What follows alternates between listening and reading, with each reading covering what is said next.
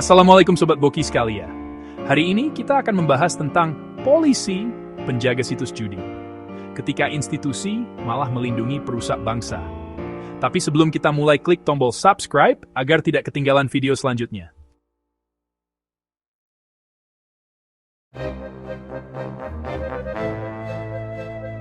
Baru-baru ini terjadi peristiwa viral di Yogyakarta. Sekelompok orang membobol sistem situs judi online, memanfaatkan kelemahan algoritma hingga menghasilkan keuntungan puluhan juta rupiah per bulan.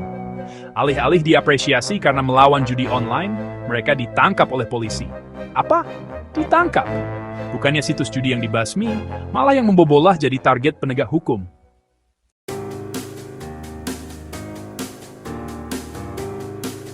Polda DIY memang berhasil menangkap 6 tersangka yang disebut melakukan illegal access terhadap situs judi, dengan Polda menyatakan tidak ada titipan banda.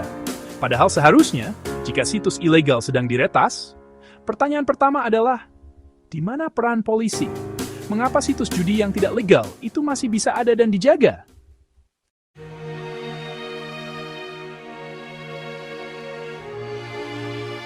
Ironisnya, fenomena ini menguatkan persepsi bahwa korupsi di lembaga penegak hukum sudah terlalu dalam. Polisi kadang dinilai lebih mirip penjaga situs judi, bukan melindungi rakyat dari praktik perusak bangsa. Kalau institusi yang seharusnya menjaga justru menjaga perusak, maka mereka juga bagian dari masalah, bukan solusinya.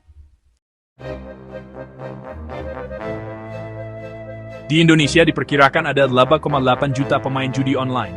29% diantaranya dari kategori ekonomi menengah ke bawah.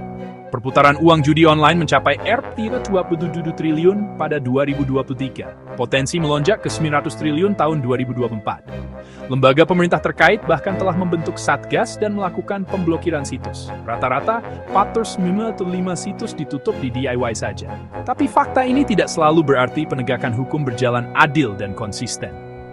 Justru makin menguatkan kecurigaan bahwa ada pengabaian sistemik dalam penindakan.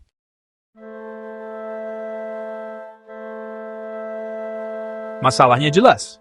Institusi lemah dalam integritas, polisi tak mampu menindak, atau bahkan kadang menyuburkan praktik judi itu. Tidak ada keberanian menyelidiki lebih luas, termasuk siapa sang pelindung atau mafia di baliknya. Rakyat makin miskin, korupsi makin merajalela, dan penegakan hukum makin tidak konsisten. Jika negara tidak mampu menindak sistem, maka apa bedanya negara dengan kekuasaan ilegal?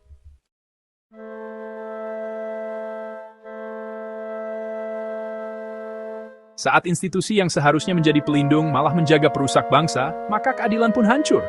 Menangkap pelaku pembobolan situs judi sementara situs judi tetap hidup adalah barometer lemahnya moral institusi. Negara seharusnya hadir saat institusi rapuh, berani bersih-bersih, hingga akar-akarnya tidak mencari kambing hitam. Sampai itu terjadi. Kritik ini bukan drama, tapi memangnya realita yang perlu dibuka mata hati semua elemen bangsa.